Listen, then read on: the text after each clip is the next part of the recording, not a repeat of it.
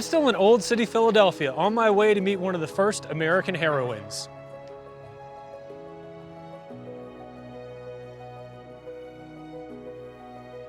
Mrs. Ross, thank you so much for having us here today. Of course, it's my pleasure to have you. I was just down the street hoping to pay my respects to your neighbor, Mr. Franklin, but unfortunately he is not at home. Oh, that is unfortunate, but I'm happy you're here. Thank you so much. How long have you lived in this house? It's a beautiful home. Well, I've lived here nearly a year now. When my husband passed last January, I came here and I managed to build out a life for myself. I am so sorry to hear about that. My condolences. So you were here then while the Congress was debating our declaration? Indeed, I was, and I was one of many who got to hear it read out loud for the first time. That's wonderful to hear. I think it was the 8th of July, I believe it was. It is so. Well, now that we're here, could you show us inside? Of course, please follow me. Thank you.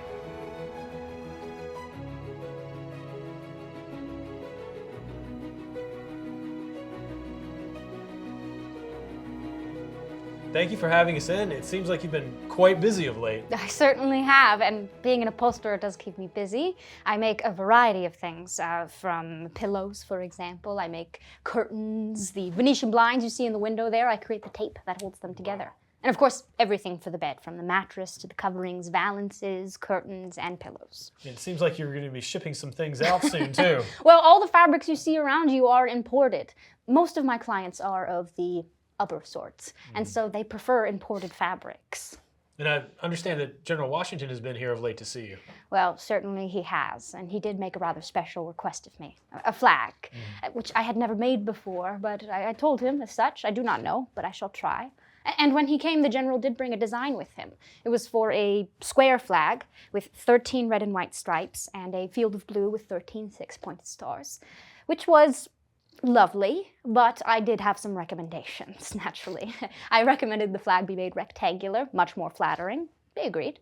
I also recommended that the stars be arranged in a circle, and he agreed as well. Finally, I recommended the stars be 5 points instead of 6. He did not agree. Well, at least not initially, but I showed him how much easier it was. Would you like me to show you how I convinced him? Yes, please. Of course.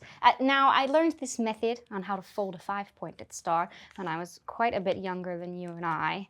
And well, flags are very often destroyed in battle, so if the general wished to have his flags created quickly and replaced quickly as well, he might wish to choose an option with which a single snip of the scissors creates a perfect, or near perfect, 5-point star. How about that? The general was impressed as well.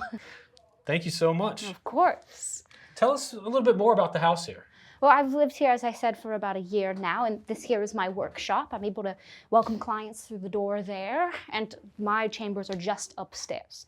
The rest of the home does not belong to me. I'm not so fortunate. It belongs to a Miss Hannah Lithgow, and there are other lodgers, of course, who come and go.